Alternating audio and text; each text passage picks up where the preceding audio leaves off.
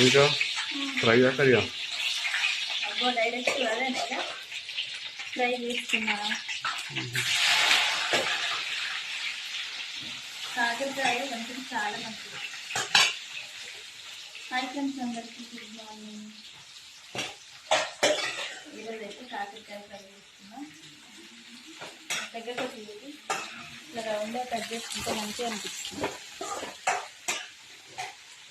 టమాటా మాత్రం వేసుకోవాలి. ఒకటి అయిపోయినా అట్లా ఒకటి వద్దా ఫ్రై కాకరకాయ వేసిన వెంటనే ఉప్పు వేయాలి, ఎందుకంటే ముక్కలు పడుతుంది. ఉప్పు తక్కువ వేయాలి. ఈరోజు అయితే మరి కాకరకాయ మరి మీరేం చేసుకుని కామెంట్ చేయండి.